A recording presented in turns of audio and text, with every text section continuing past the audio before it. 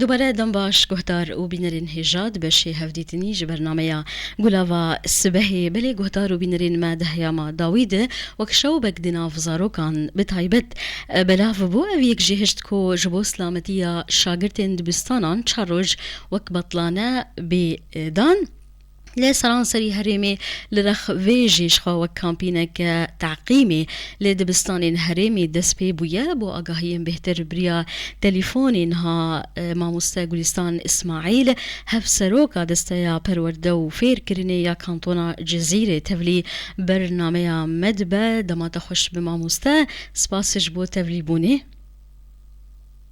دما خوش بیست چاوا گلک سپاسش بوده دست پیکی ماموستا اف بریار چاوا هات استندن بطلانیا دبستانان هر وهاجی دست پی بونا به کامپینک تعقیمی لی سرانسری هرمی لدبستانین وی کرم بک ريش خود سبيكي دما خوش بيس لا گلک كوريش بوا سپاس شقوكي والحميجي دزانن اف دما داويدا هناك نخوشي سرماي وقريبي دنا بازارو قادا دركت بو بله لقوري بيناك يجي لسر بوستكا معلومات شو ما بيوشتي ديتكو بطلاناك وري تشيكرن بله شوا اف لگوری خواسته کو داخواز معلومات جوینک ما به دسته تندرستی و مجلس جیکر آکانتون جزیره را هات چکرن لگوری انجام وی جوینه بریار هات گرتن کو د 4 روزه دا بطلانه به دبستان را یعنی جتباهی دبستان کانتون جزیره را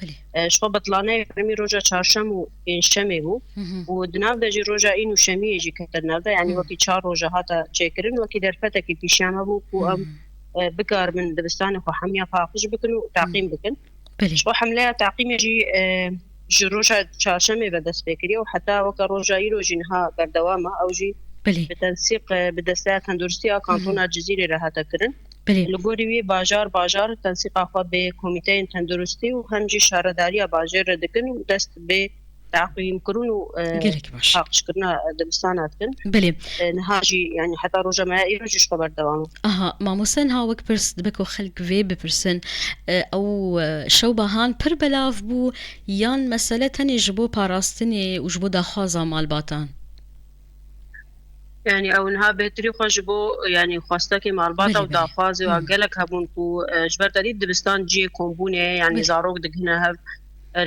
قالك هجماري زيدا جلور هنا يعني هم جبو باراسنا زاروكا وهم جبو بله باراسنا ما مستيا جراسي ما خواست ام قابكي بذيرن جيبا بيجن مهم. يعني وما خواست درفت بيجي جمرك وام بكار من يعني التعقيم اجي بكن للدبستانه باشه ماموستن ها دانی زمان کج روژا چهارشنبه دست پی بویه تعقیم نها و ای روژ الگوری پلانا و یاکو ودانی گرک تا ای روژ بنه راست انها بردوام انها الدبستانه تعقيم كرن بردوام باشه انها ام ناس بکن و چاوا آمده کاری جبو مجارا تعقیمی جبو او تیمین کن ها پاقش دکن دعقمین او دبستانان و چاوا اویک پیدا کر و پیک آنی پیوستین وی ماموسته شو بريا دستيات تدرسيا كانتونا جزيرة بله بآلي كاري دانما يعني كامبانيا كبيرة دي جالية پیدا کرنا درمان پیدا کرنا بله علاوه جبو پاقجی همو پیوستین پاقجی جالی دسته تندرستی و راستی هاتنا پیدا کرن وکی آلی کاری جی یعنی مسئله پاقش کرنه بری تعقیمی او جالی ماموستا و شارداری و هاتا کرن بله ولگور ویناکه یعنی اف کامپانین هال بردوام لحمود بستانه باشه ماموستا گوری شو پاندنا و انها و ایرو خلاص به اف کامپینا هان گلو تانها چقاسی جسدی جد بستانین کو گرکه بين تعقيم كرن بداوي بونا بلش خو انها يعني هجمارك هري مازن لدبستان تعقيم بداوي بو يعني قالك باجارة تمامي بداوي بو هناك باجارة جي هنا بله بردوامن هناك جي هنا خطي قندا وهناك جي هنا خطي باجر بيدا بردوامة يعني جبر هجمارة دبستان جي راستي برا بله هم جي بخشي زاروكا جي هنا يعني چه ناوند گریدای پرورده و جه کو زاروک تیدا پرورده خود بینن و ماموستا تیدا پرورده بینن بله تين تعقيم كرن تين درمان كرن يعني ريجيك باش صدي شيست حتى حفتي بله دبستان ها هاتنا تعقيم كرن ها ماموستا اگر ایرو جبداوی نبه دبکو اف دم زیده ببه شخوا وقت مم. ام بنيرن يعني ايروجن بنير غوري روشا كونها في تعقيم كرن بله. وغوري مم. يعني شو باندنا او تنسيق ما جيب شو بدسات تندرستيره هاش بو مسألة تعقيمي واناكي هجر يعني في وستي بدريش كرني هابو شخوا يعني بريارة كي ويتشا خدر كبي بله. ولغور ويناكي جي كاري وري مشاندن اها. نهال گوری نرینا و ماموستا والین تندرستی گرینگیا و کامپینا هان یا جبو پاقش کرنا دبستانان هر وها جگرو سالانه هی اف کامپینین وها یان دماکو نخوشیک یان شوبک بلاف دبه. نها مسألة باقجيا دبستانا دم شو بله. باقجيا دبستانا هاي جالية مهم. ششتن جالية باقش كرني با او يعني صالت چند جارا دا لغور بله. وینا کے کامپانیک تیدس پیکرن جالية هم دبستانا با هم جالية مجلسا باجر با هم جالية کومینان با هم جالية ربابريا دبستانا آوي باجاري با بله. کامپانی شو دس پیک اصالي لحمو دبستانا تيكرن تنسيق بمجلس وشاردارية هي رجي مهم. بس مسألة تعقيم جي يعني لغوري روشا ام بيجن يعني روش يكون هوا كنها ام بيجن قريب دركتن بله. في وشتي ام دبينك وتعقيم وري كرن او تنسيق بدسات تندرسية تيكرن والغور ويناك تعقيم تيكرن نها اف کامپینا هان دبکوری لبر و بلاف بونا گریپا هان یان نخوشین دنین ام بیجن بعربی تگوتن موسمی دمسالی و بگره گلو.